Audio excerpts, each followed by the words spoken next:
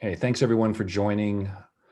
What we want to do on this call, basically, it's a follow-up from last week. So assuming all of you have seen saw the panel discussion around options for moving to Canada, and we want to cover some of the more in-depth follow-up questions and give people more face time with our panel of experts. We're going to divide this questions up into 3 sections. If all the questions, feel free to post into chat. I think we can start with some tax questions for Elena. So what we'll do is, if you have a specific tax question, just go ahead and type it into the chat, and then we will focus on the taxation questions first. We'll try and do that. Then second group of questions will be around immigration. Go ahead and type those into the chat. We will take those on second when Sophie joins us shortly. And then last questions around just employment, how this works, maybe any follow-up questions you might have had from your employer, just how remote employment works. I can take those on and we can push those to the very end. But definitely feel free just to, as your questions come up, this is definitely a one-on-one Q&A session, so feel free just to put them into the chat if you have any.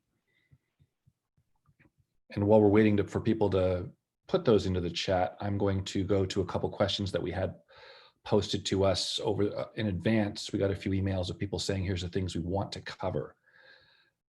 So it's a taxation question. This is from Adriana. She had asked, with respect to taxation and to the point that a US employer must register in Canada. Her questions around register with whom, the Canadian tax authorities, how do you, what to register and apply to do business in Canada. Basically, it's what to do in that scenario. And then she also asks, for short and long-term arrangements, does a US employer still withhold US taxes? I think, Elena, I'm going to take this one on. I think this kind of covers both of us. Mm-hmm. So I want to clarify this question. So there's 2 scenarios a US company can do. If you have one person in Canada, 5, 10, whatever the number is you have, you can go down the road and say, we are a US company, we want to incorporate in Canada, we want to set up this incorporation so that we are paying Canadian taxes, we have a dual corporate structure. You always have that choice. So if you said that's what we want to do, then yes, you would set up a Canadian corporation, you would register and get a Canadian business number, you would register, get HST number. There's a few registrations you would do, and I can detail those. It might be easier to do those on a separate email if that's the route you're going. And if you do that, then no, you don't have to, you are not in parallel. These people are Canadian employees being paid out of your Canadian corporation. That is one route you can go. What we're proposing on this call is, the other thing you can do is not register in Canada, not incorporate in Canada. You'd utilize a PEO, a professional employment organization like Syndesus. We're a Canadian corporation. If you chose to use our service and said, Mark, go ahead and employ 1 worker, 2, 20, 50, then you could, in that model, use our service. You would not apply for a Canadian business number. You would not incorporate in Canada. You would not report to the Canadian tax authorities. That's what we do. So Syndesus is a Canadian corporation for 6 years. Right now we have almost 90 people working for us. We can collect and remit all taxes to the Canada Revenue Agency. We are compliant with Canadian taxation. We are handling all that for you. So it's basically a fork in the road of which one do you want to do. And your question also is around short-term and long-term. Same scenario. If you say we want to employ someone, an intern for 4 months in Canada, you would use our service for 4 months. The person gets a 4-month contract. Beginning and end dates are identified. If you have a worker that you want to keep up there for 4 or 5 months until vaccines roll out Q3, Q4 next year, then bring them down, you do a little bit open-ended because it might be 5 months, 6 months, 7 months. Again, if you choose to use Syndesus, you are not registering or doing any, there is no expectations for you to set up anything in Canada if you use a PEO model. And also your question about, would you withhold US taxes? No, a Canadian worker, either under your Canadian corporation or if you use Syndesus as a professional employment organization, there is no need to collect or do anything on the US. This person's a Canadian living in Canada, paying in taxes in Canada, working in Canada with a legal Canadian employment letter. There is nothing happen on the US taxation side. Elena, I'm going to send that one over to you to say, is there anything you would add to that scenario of? Thank you, Mark. I was burning with few more comments. Okay, so Mark has provided two options: whether to incorporate in Canada and withhold and remit. Incorporate in Canada, register for employer payroll obligations, and withhold income taxes and social security taxes and remit them to the Canadian government, or go through PEO, which is a very popular route. That's what Syndesus is.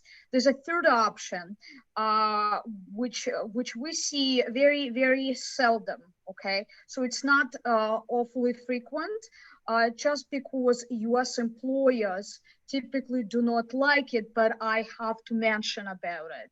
So it's when a U.S. employer registers just for payroll obligations, and the U.S. employer withholds and remits. So that typically happens when we only have one employee in Canada. So we don't have a few or a larger number, which would require a little bit more permanent presence here in Canada. So if we have just one employee and we're dealing with a very small employer, and the employee does auxiliary type of services, okay, so employee does not have any management or decision making, is not in that capacity.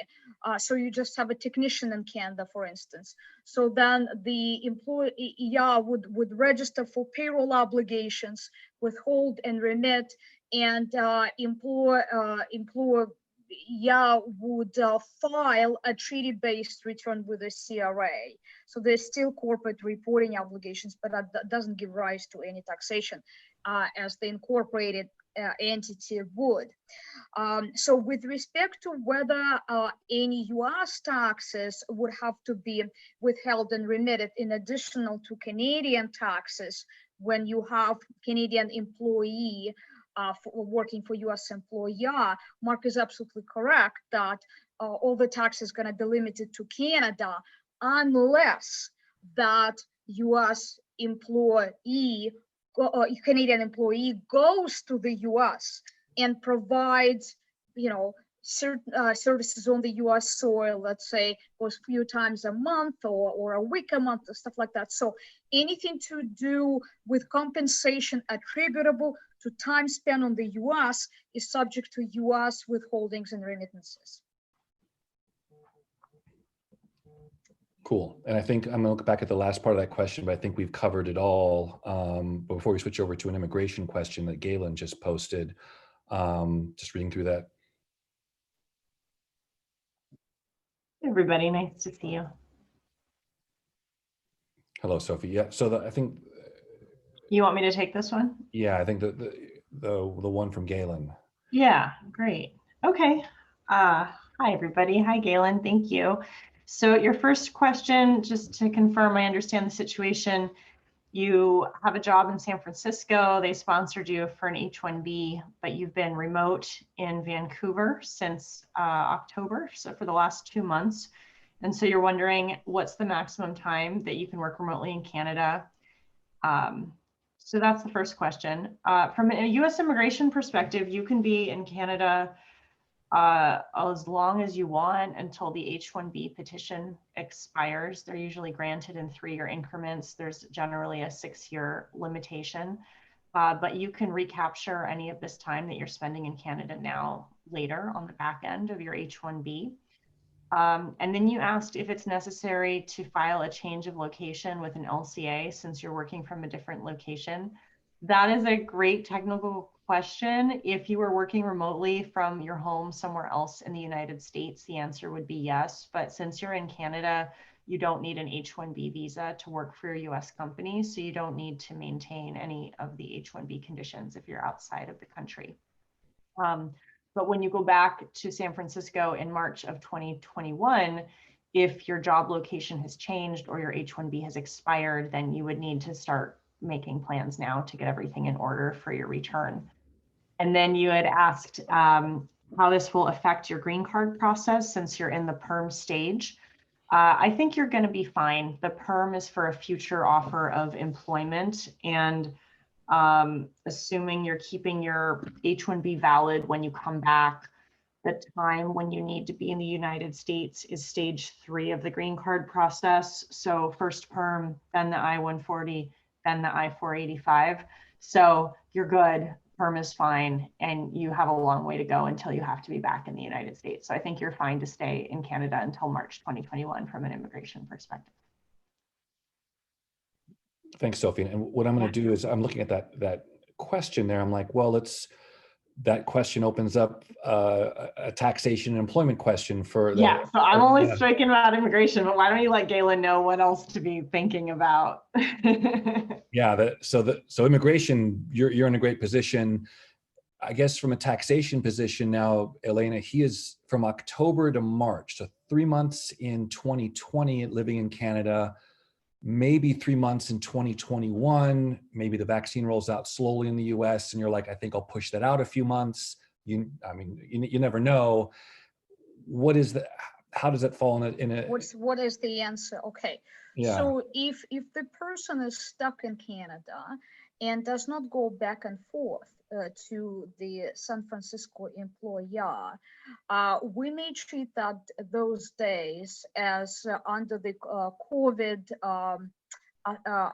authority, right? Because under this administrative guidance, if you are in Canada temporarily due to travel restrictions, you can actually exclude those days from payroll obligations for as long as your scope of work and the relationship with the employer did not change. Okay, so I would imagine for 2020, again, if the person does not travel back and forth to the US location, those days can be disregarded for employment and taxation purposes from the Canadian standpoint, and for as long as remittances remain in the US. We don't know whether the guidance is gonna extend for 2021 or for a certain period of 2021. Because it's been initially proposed until the end of June, and it's been periodically extended to now the end of the year. So we shall see. But let's say it's not extended, and the first 3 months of 2021, the person remains working in Canada. So what a U.S. employer must do is register for payroll obligations and start withholding for income attributable to Canadian work days. That's option 1, and cease U.S. payroll withholding obligations. And option 2 is to go with someone like Marc's company, and Marc will facilitate the withholding and remittances.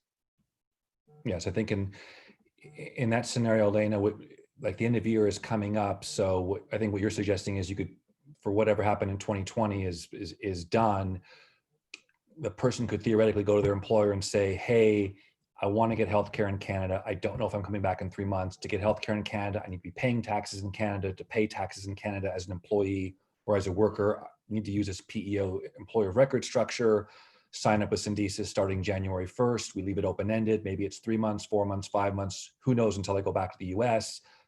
Now I'm paying in taxes in Canada in my province. Now I can go get a health card. Now all that piece is covered. And whenever I choose to go back in Canada, I have no financial obligations in Canada because all the taxes were collected into the CRA starting January 1st until end date. Okay, so what Galen would need to bear in mind is that if he is considered a Canadian resident for tax purposes, then he is now subject to taxation on a worldwide basis. and there will be arrival to Canada tax return and departure if he is later goes back to San Francisco. So, I mean, that may be the case or that may not be the case. So we actually need to look into more facts and circumstances that perhaps the residency is not reestablished. The only reason I'm mentioning about residency, Mark, is in reference to your medical British Columbian medical benefits or whatever province the person resides. Because if the person takes advantage of the provincial health care, that qualifies the person as a tax resident of Canada. Certain employees who are temporary in Canada, they may not become Canadian residents for tax purposes if they know they're gonna go back. So in that case, they're only gonna be taxed on Canadian source income for the days they're in Canada. Okay, so that's again, it just depends on the intention. If person wants to remain in Canada, then yes, the healthcare, obviously, is something to take advantage of. But if it's just temporary, no, that's not eligible. There's no eligibility for that. Cool. Thanks, Elena. And just one quick announcement for all the attendees. We have, from an immigration perspective, we have Sophie online for the 9 minutes. So if you have any immigration questions around your TN visa, H-1B, green card, anything's coming up, definitely want to take those questions first. Then we can transition over to any taxation questions and or just PEO questions or how the remote employment service works. Thanks, Mark. Yeah, I think I'm going to go back to one question that came up. It was a general overall question of, I think this is a company, this is from Mike, that came up of, can a company run two businesses with employees in both US and Canada? If they live between US and Canada and are dual citizens, can they hire people in both countries? I think this question is basically going back to, every company is going to have a choice. Like, a company, can a company run two businesses on both sides of the border? Yeah, happens all the time. That company would either choose to incorporate and then they have parallel corporations, or they would say, we're a US company and we're using a PEO like Syndesus, they're going to employ our 1, 2, 3 Canadians, 10, 20, as many as they want. That, for the first part of that question, that structure works all the time. And then they're asking about dual citizens living in each country. I think, and Elena, we probably need more information from Mike on this, but I think this goes back to, like, if you're, whatever country you're living in, you're very soon, you're subject to the laws of that country. If you choose to, if you're a Canadian that comes to the US and works 6 months, you're paying US taxes. You go back home on January 1st, you want to stay in Canada for 6 months, 3 months, you should be paying taxes in Canada. That's where you're living. Whether or not you're a citizen, I don't think it matters. It's where are you working, where are you living, you pay taxes in that, it should be about as simple as that. Is that correct, Elena, in terms of if you were advising someone wondering about citizenship versus work? Yes and no, because Canadians are taxed by Canada, that's where they reside, on their worldwide basis. Once they leave Canada as residents, they're only going to be taxed on Canadian source income, versus US citizens are taxed by the US on a worldwide basis, irrespective where they reside. So if we have if we have an American who resides in Canada, so Canada becomes their tax home, then they're essentially taxed on the same income twice. Once by Canada, based on their tax home, and second time by the United States, because they're citizens of the United States. So to avoid paying tax or being double taxed on the same income, we have a tax treaty and we have a foreign tax credit mechanism. So when we advise clients with respect to their tax costs, we're saying, be prepared to be paying the greater of the two, whatever it may be, right? Because various income is taxed at various rates by each country. With regards to having a U.S. employer with presence in both Canada and the U.S., that's very common, and And that simplifies a lot of matters. And what's happening typically, what we do, if we have folks, Americans, let's say, who come to Canada and spend certain time doing business in Canada, we just create a shadow payroll for remittance purposes. So they still remain on a home country payroll. That's where they collect all their W-2 income. But with respect to tax obligations pertaining to their Canadian source days, they're just being withheld and remitted to the CRA. Also, shadow payroll helps out to stay under one country's social security benefits. So, the certificate in certain circumstances will be needed, but if it's just a kind of a short-term service provision less than 183 days in a calendar year, then you don't need to get a certificate for social security purposes. So if someone would like more details on this is a complicated question. We'll be more than happy to advise. Thanks. And just for everyone's, we should be sending out contact information for Elena for tax purposes and also Sophie for immigration questions. You're always, of course, encouraged, if your situation is unique or you're looking at this saying, obviously I triggered taxes in both countries, I want a professional to help me, reach out to Elena. Immigration questions, we have Sophie for 4 more minutes. So I see one question that Frankie shared, I think, so if you want to take that one on, it's in a few different. Absolutely, yeah. And then Paul had a question too about a TN. So I can answer those in a few minutes. And thank you. And yes, I'm glad to be here. And thank you, Mark and Carrie, for hosting this. And nice to see you again, Elena. And I'm available to anybody if you have any follow-up questions. So you're welcome to contact me at Alcorn. So Paul, you asked, how will a TN renewal work if I have to return to Canada and quarantine? Very much like your original Canadian TN process. And like I mentioned for the H-1B situation for Galen, so if your I-94 card was issued for 2 or 3 years and you still have time remaining, then when you decide to come back to the United States after you've been in Canada, you can use the same TN, but I would recommend returning with a letter of employment from your current company and just making sure that the terms and conditions haven't changed, or else you might need to amend your TN at the airport or border like the original process for getting it the first time. So it's pretty straightforward, you'll be fine.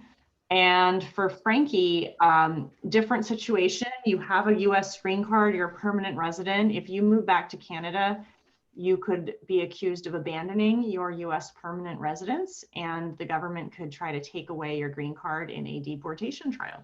So there's 2 things you can do before you leave. One is apply for a re-entry permit so that you could be gone for up to 2 years without losing your green card. And the other, as you mentioned, is you can try to naturalize first before doing this. Citizenship is currently taking about a year in Northern California, but it's one of Biden's first 100-day promises to decrease the citizenship backlogs. So you may be able to become a citizen pretty quickly. But for citizenship and that process, please note that it is important to be maintaining your US permanent residence throughout the citizenship process. So you could temporarily go to Canada on a vacation to hang out for Christmas, but you need to keep your residence in the States and not change your job or your tax situation in the US yet. So definitely, if you're thinking of doing this and you have a green card, start a re-entry permit now. And if you think you can hang on here long enough to become a citizen, please go for it. But if you really need to be in Canada soon, you can go once you've filed the re-entry permit and gotten your fingerprints taken.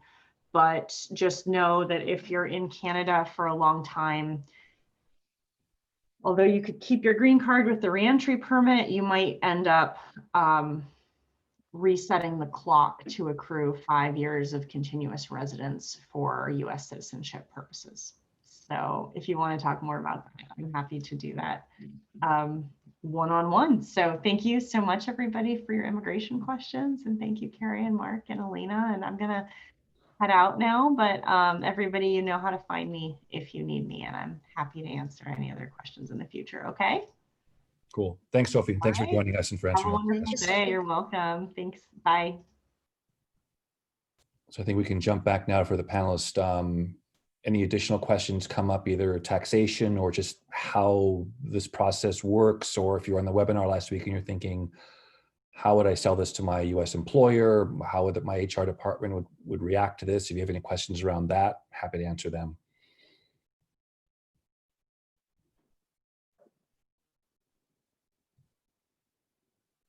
And thanks, Carrie, for adding the contact information for Sophie for people to reach out directly.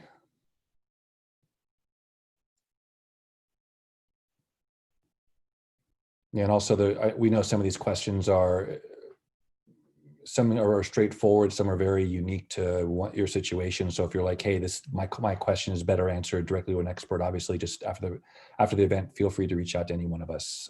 Happy to jump on a one-on-one call with you or schedule a consulting call. Mark, did you get that second question from Paul that was sort of in the tax section of the document just below? I don't think we've addressed that one yet. But Thanks. Yeah, now I'm looking at this. Okay, so I think Paul's question was, and I think this is going to go to you, Elena, but if you work remotely, for 2 weeks or take a vacation in Canada,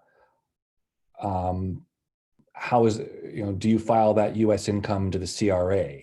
So let's dress this question up a little bit of, if I'm thinking of the holidays coming up, if someone said, hey, look, it's December 1st, I'm just going to take this whole month, go back home, to Edmonton for a month for the holidays, and then December 31st, I'm coming back to the US. Does that vacation trigger anything in Canada? And you take your laptop with you and you're working from your home in Edmonton. Yeah, that's when the reality clashes with law, which has been written, several decades ago, right? Because we work all the time. It's a very vague lines between, work day and vacation day. And so if I put on a CRA hat, okay, it's not necessarily my hat. But the rule would be like this: if you work and you are compensated for that time, that is your work day, and therefore you are subject to withholding and remittances, because there is no de minimis when it comes to working. Like, it's not like there's the first $3,000 is exempted or $10,000. So with respect to under Regulation 102, a dollar which is attributable to work on the Canadian soil is subject to employer withholding and remittances, and then you can file your tax return and get that money back because you were just working on vacation and it's less than $10,000, which is an exemption under the treaty. Or you don't have a U.S.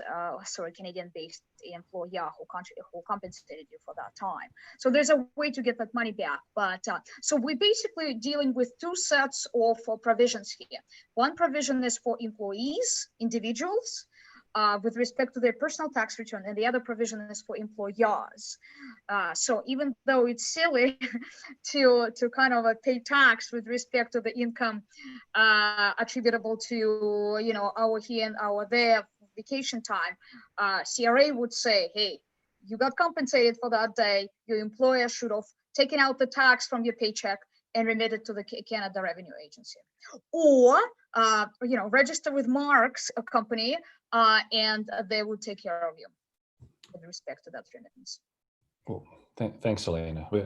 A couple of questions have come up from Frankie, some additional questions. First one is, have you had success with setting up a PEO program for an attorney who is barred in California only, but works in Canada for their California clients? I think I've got I have those abbreviations correct. So right now, yes, we do. I have, among our 90 or so employees, I do have a lawyer in Vancouver who is working for a Silicon Valley-based company. I am not sure if he is practicing Canadian law. I believe he's does law on both sides of the border, but yeah, he is the U.S. company just wanted his services, so he is a full-time employee of the through Syndesus. We handle his payroll, and he is practicing law he is based in British Columbia, working for a U.S. company. So yes, we do have someone in that scenario. And then your follow-up question is, what are the gotchas or downsides for the employer and the employee with using a PEO? It is a great question because this comes up, the standard question that comes up on many of my calls is, why am I even talking to you? Why can't we as a US company or a Texas company or a Florida company, why don't we just send over a contractor agreement to the Canadian, sign it, and be done with it? And we'll just wire the Canadian 10 or 20,000 a month, whatever we agree to, and they can handle their own taxation. And we just signed one piece of paper and we're done. And as I had said on the previous call, and this question comes up in every call, thousands of people do this. It happens all the time. For the Canadian worker, there are issues that Elena can talk about of working for a US company in this structure, all the taxes that you have to take on personally, the filings that you have to do to make that legal. There's even a CRA question, I'm sure, Elena, are these contractor agreements even legal? So there's taxation questions that are messy.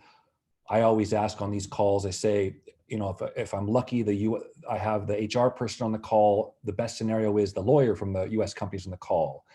And then I just pose two questions to the lawyer of, hey, how do you feel as an American lawyer with sending your California or your Texas agreement? How do you feel about sending it to a Canadian, which is basically an unenforceable contract in a foreign country?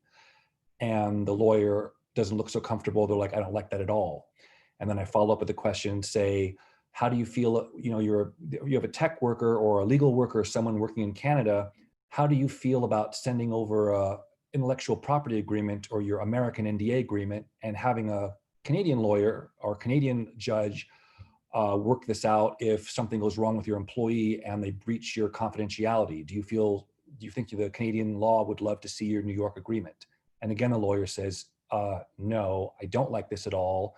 I don't think this is the right way to be doing business. That's when the lawyer usually looks over at the HR person and says, employees should be treated like employees. We have no Canadian corporation. We have no ability to understand Canadian taxes. We have no ability to understand Canadian law. I want us protected. Use this PEO structure. Have this person treated under a legal contract. I don't know what a Canadian contract looks like, but if I see a copy from Mark on what their employment contract looks like, this stands up to Canadian law. That's what we're paying for. So that's what, if you ask for what the gotchas are, yeah, there's a fee for that. And in this case, how we can mitigate that fee is when you move to Canada, the US company doesn't have to pay the $1,000 or $1,200 in US healthcare costs every month. They can just transfer that over and pay for our fees. It's an even exchange, but it keeps you legal. So the gotchas aren't on the company for doing this. It's the other way around of, by not doing this, by winging it and just signing some California agreement, you're opening yourself and your company up to tax issues and legal issues. That's right. Mark is absolutely correct. So when it comes to sending an existing employee to Canada and calling that employee all of a sudden a contractor, I mean, that's a violation of the taxation rules, because, and this is something both CRA and IRS are very aware of, and they're watching it. So that's probably top of the three audit subjects they have, because irrespective how you call a service provider, if you exercise control and if it meets over that person and it meets other criteria, then even though you call the person independent contractor, the person is an employee, and you as an employer are subject to certain responsibilities. So when you give a chunk of cash and tell a person, okay, this is your taxes, so just remit as needed. What is violated here is, as I said, Reg 102, because and that would cost 25,000 Canadian in penalties if the CRA identifies, and they do identify that quite frequently, because wages which are generated by non-Canadian,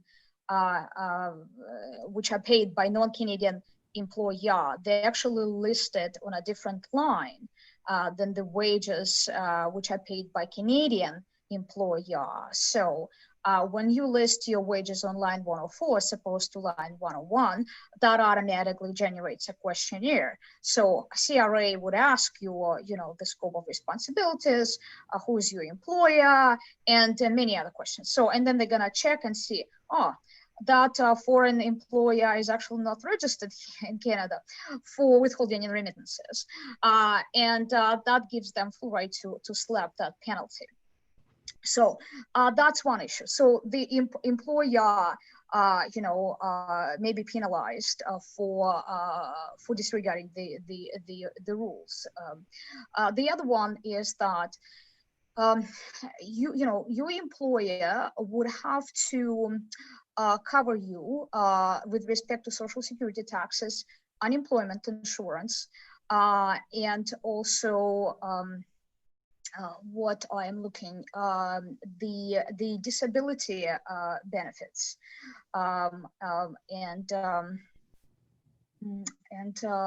there's one more coverage which goes at the provincial level. It will come back to me. But anyway, let's say you're working in Canada for the U.S. Employer who disregards the rules and does not remit employee and employer portion for unemployment insurance purposes, and then you lose a job. So what it means that you cannot go and apply to the provincial service to have that unemployment coverage while you're looking for a new job. So that's certainly gonna hurt you. And as Mark mentioned, I mean, there's a myriad of other issues. The laws are not aligned in Canada and the US. There's no such notion as employment at will in Canada. Employees tend to be much more protected than in Canada than they are in the States, other than maybe California and New York. But there's just, again, there's issues at various levels and not just taxation. The U.S. employers just need to come up to that in a bit more comprehensive manner when they're making such a decision. We always tell people, like, you cannot take it lightly because you're dealing with two sovereign countries. I mean, of course, there's going to be different laws and requirements. Like, you just cannot, apply whatever you see and do in one country to the other country. It just doesn't work that way. So it's very important to speak to someone who deals with those issues, so regularly or as a main line of business. Cool. Thanks, Elena. This question kind of is come up a lot of like the how. It's you can listen to these calls and say, okay, my immigration issues, taxation issues, all right, maybe this makes sense. I want healthcare. But then there's always well, what am I going to do about this? I think there's perhaps half the people on this call and the previous call are sitting dialed in from parents' house, friend's house in Canada. They're already there and they're like, I'm here. And then the other half people on the call are like, I want to go home. I'm watching the COVID numbers in the US. It's about to go out of control. I need to get out of here. Maybe the holidays are great, but you still have to look to your employer to say, now, how do I kick this off? So I think one of the easiest ways to bring this conversation up is, now that you're a bit armed, is to go back to your US employer and say, you can make it about healthcare, you can make it about taxation. But I think you could go with a couple things saying, hey, I want to have a conversation with you. Work from home meant something a little different to me. I'm Canadian and I'm away from my family and I'm very isolated here. you can bring it up as, hey, there's a couple things I want to discuss. Number one, that super cool US healthcare plan that you got me here in New York or Boston or in Santa Clara isn't going to work in Canada. So when I'm working from home, I actually, since I don't, most American employers won't know that healthcare in Canada is through your personal taxes. You might have to tell them like, hey, by the way, we get taxes by paying taxes. We get healthcare by paying taxes. So if I'm going to be home longer term, I want to run an option by you for switching my employment structure temporarily to a Canadian employer of record or PEO. You might approach them from the healthcare angle. Any U.S. employer is going to be like sympathetic to that, saying, well, yeah, I don't want our workers not covered. Tell us more. So that you can start with the healthcare angle. You can also follow up with, hey, from a taxation perspective, I'm working in Canada and I'm getting paid to a U.S. bank account in my apartment in Berkeley or in Santa Clara or in Brooklyn.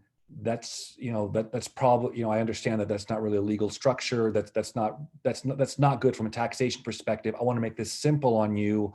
There's a way to do this. There's a PEO. They're a remote Canadian employer. They work with U.S. companies. They can temporarily employ me in Canada. Then my taxes are clean. Then I'm taken care of legally there. I have a legal employment letter in Canada. It's not going to affect my immigration. I'm going to get healthcare. I think if you kind of put those bullet points out to your HR, they're going to look at that and say, yeah, taxation's important. Yeah, you're not here. And yeah, we're worried about during a pandemic, you having healthcare. I think you're going to quickly get their attention. They're going to look at this saying, well, sure, introduce us to this PEO company. Let's talk about this. Let's figure out what's going on here. Right. Another angle, which we mentioned, Mark, in addition to what you've just said, is the Social Security taxes. Because if employee choose to switch to be covered under Canadian Social Security system, it's much cheaper than the US. So in Canada, the employer and employee rate of Social Security taxes is 2.45%. So, both sides, less than 5% in total, or actually, less than 5% in total. And the ceiling is about 65,000 versus in the US, the total rate is 15.5%. So that's triple. And the ceiling is 137,000, so which is double. So much costlier to contribute into U.S. FICA and Medicare as opposed to be covered under Canadian CPP. Thanks, Elena. Another tax question coming your way from Andre. This is, for several years, I've chosen to deem myself a tax resident of Canada, although by rules I would not have been classified so. Would this cause issues for my employer because they are not registered to pay a Canadian? Well, it depends where you. He says. Yeah, so it may or may not be a trouble for your employer, because if you just chose to be a resident in both countries and that's how you file your personal income tax returns and in essence paid a bit extra tax to Canadian government, but all your services were provided on the U.S. soil, all your employment was exercised in the States, then your employer is not exposed, right? So your employees only can be exposed if you split your time and worked in both Canada and the U.S. or worked exclusively in Canada. That sounds like it's the case for him because he says he's living in California and British Columbia. Is that different? Right. So if you're splitting the time that your employer may be potentially exposed for the days you do work in BC. Thanks, Elena. Just one last, in our last few minutes remaining, just one last call out for questions before we sign off to see if you have any tax related questions for Elena or just any overall questions of how remote employment works or how you would pushback you might get from your employer. If you have any questions come up, please feel free to put them into the chat.